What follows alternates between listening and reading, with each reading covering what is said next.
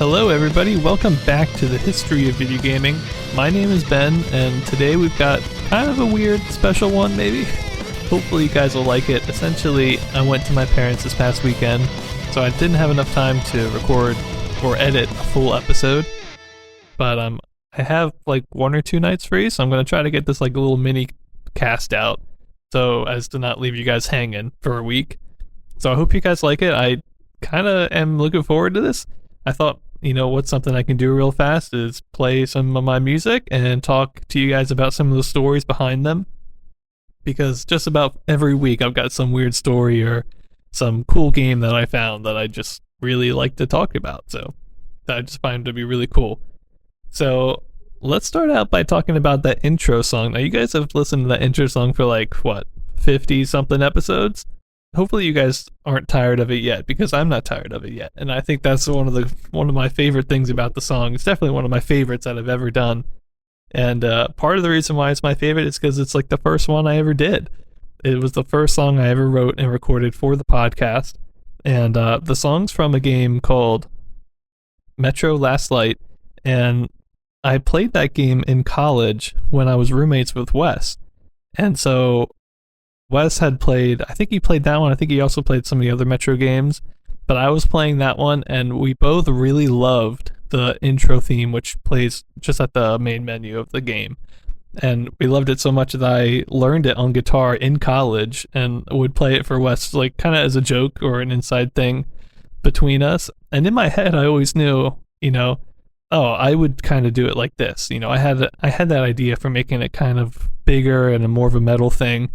And when Wes agreed to do the podcast with me, I knew, first of all, that the intro had to be that song. Like, anything else wouldn't have made sense. And it also gave me the excuse to actually kind of make it into what I always dreamed it would be or hoped it would be. I spent a little bit more time on that song in the outro than I do with these weekly songs, because, I had some time before the podcast started to really get things together. And I think they still hold up, which is pretty amazing to me, because I feel like I've changed a lot since we started the podcast. And I've gotten a lot better at a lot of different things. But to me, that one will always be special. And I hope you guys like it. It's definitely one of my favorites. But let me talk to you guys about some of my other favorites that we've done throughout the years here. And also maybe some that just have interesting stories or different things that have happened to me while in the process of making them. Let's start out with one of my favorites from the early days. Let's talk about the RuneScape theme. Originally, it was going to be just like any other song. I didn't really have any plans to make it big or anything, but I was listening to a lot of a guy named Jason Richardson at the time. He's like an incredible guitarist. And to me, one of the things he's really known for, or that I really notice, is that a lot of his riffs will span multiple octaves on the guitar. It'll take up the whole fretboard or go across many strings. Some of it like string skipping stuff, some of it sweep picking stuff. It's all to say there's big jumps in it. And I don't really write a lot of stuff like that, and I wanted to try it. I think a lot of these songs, just about every week, it's me kind of experimenting with things. Sometimes it works, sometimes it doesn't.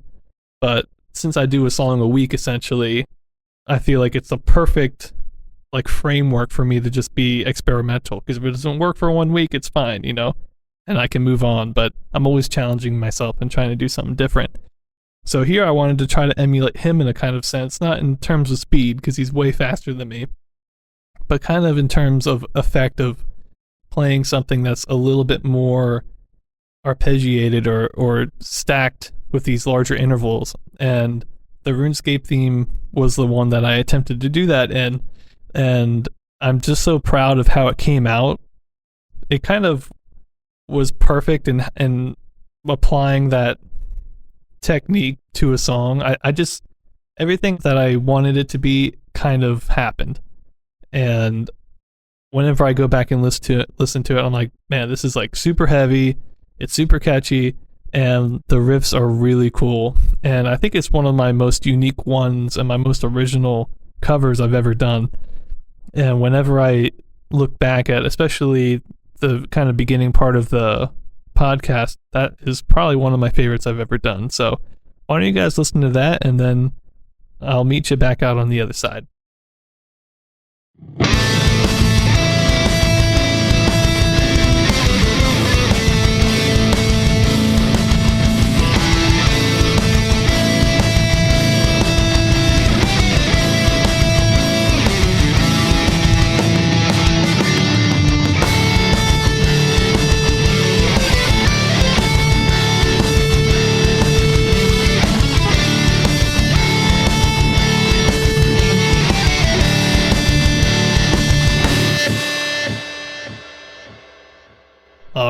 All right. So that was, again, the Scape main is the actual title from Old School RuneScape. It's the main title theme.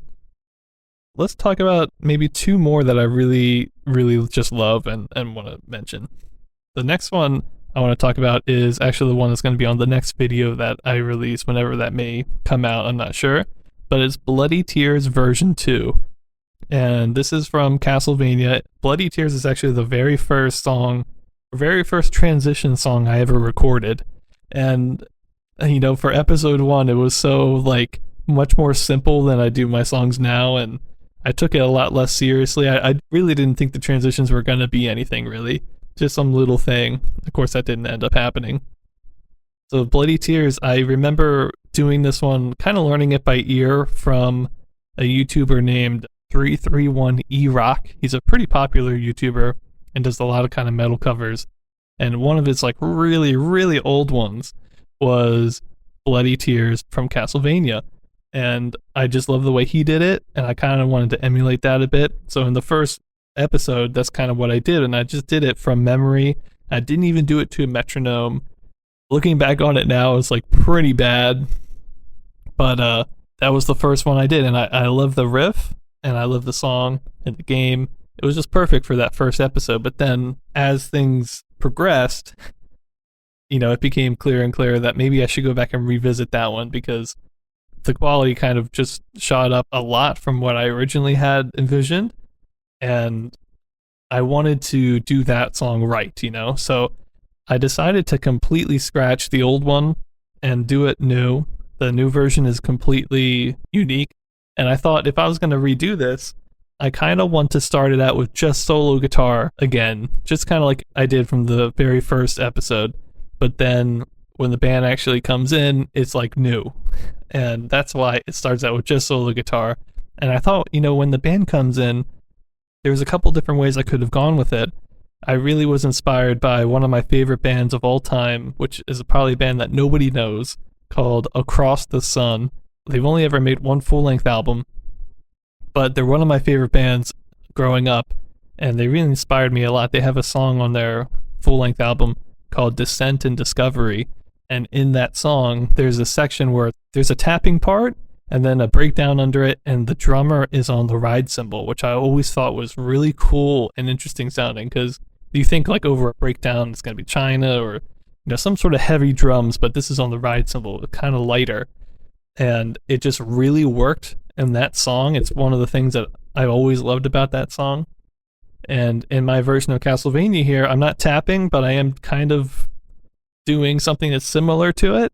And I thought, oh, wouldn't this be such a cool thing if I had the drummer come in on the ride cymbal and we had this kind of more chill breakdown, and because of that, the song can rise, and then once it comes into the main melody later, which is brand new, it just hits that much harder. And I just love the way that came out. It's one of my favorite songs, and it's one of my one of the things I'm most proud of, actually going back and spending time to redo that one. So let's listen to that.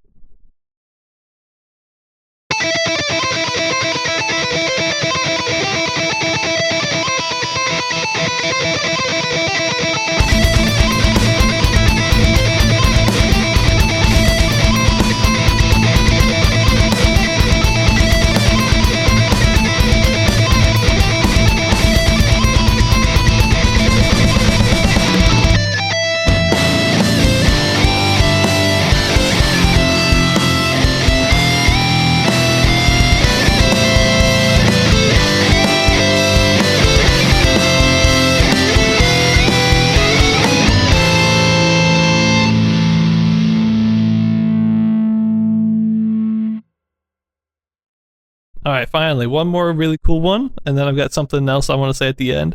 But this last one is probably one that, to me, is everything I wanted the podcast to be, and one of the reasons I love doing the podcast and finding new music.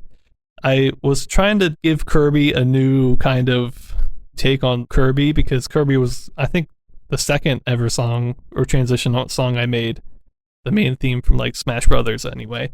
And that one's not very good. I wasn't really interested in redoing it for whatever reason, but I kind of was looking into other Kirby games to see what else was out there, and I stumbled upon this game, Kirby's Yarn Adventures. And man, I had never played this game. I don't know anything about this game, but the soundtrack was so good, and one of the songs on the soundtrack, it's called Big Bean Vine. And man, this one just took me back, dude. It sounds very similar to a song I grew up listening to all the time. The song's called Joyous Reunion by Ernie Watts. He's a jazz saxophone player. I actually have a degree in jazz music. I play saxophone. And Joyous Reunion to me was one of my favorite songs growing up that made me want to play saxophone and jazz music. It is just so happy sounding. I don't know how to describe it really, but the song Joyous Reunion is so fitting for what the music sounds like. To me, it's just the most happiest, like in heaven kind of music that I've ever listened to.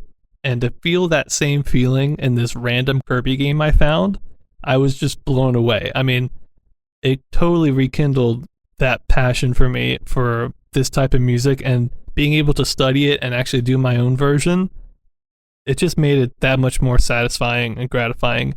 And it's one that I still go back to, and I'll play on the piano just when I need to pick me up. It's that good. And to me, it is like, if you ask me, hey, can you play me some happy music, I'll play you that song. Like, to me, it just is so emotional for me that I was just so happy when I found it. I've never really found another song like Joyous Reunion. In all of my life, I always look for it, because the song to me just has such a unique and distinct sound. And then to find it in some random Kirby game just blew me away again. The song, for you music people out there, it's in major, but it has a lot of slash chords. It has a lot of inverted chords, and it kind of gives this whole kind of sus vibe to it. Sus meaning suspended. And yeah, I don't know. To me, it's like one of my favorite things I've ever found in the podcast. So my version's not as good as the original, but let me play you that so you can kind of hear the happiness of Kirby and hear one of my favorites that I would have never found if it had not been for this podcast.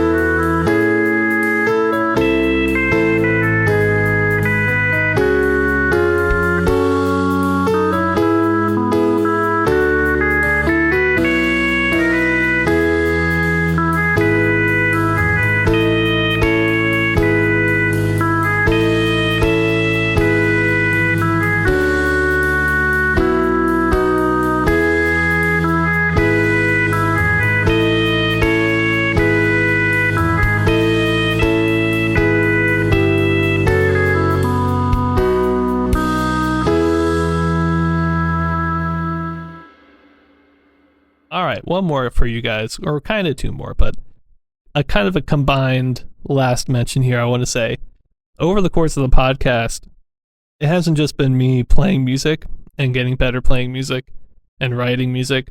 I've been working a lot behind the scenes trying to become a better audio engineer, just for myself and for the podcast.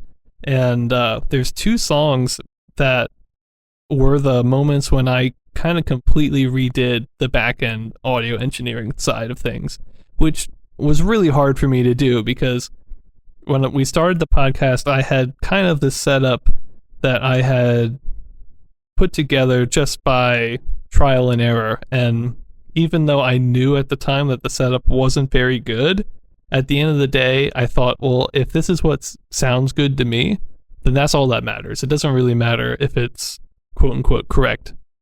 Whatever sounds the best to me is what I'm going to stick with. And this first song was the Pokemon Healing song. And on that one, I actually got like significant kind of, we'll say, audio distortions, but there was definitely some massive audio things that made me just have to reevaluate how I mix the music.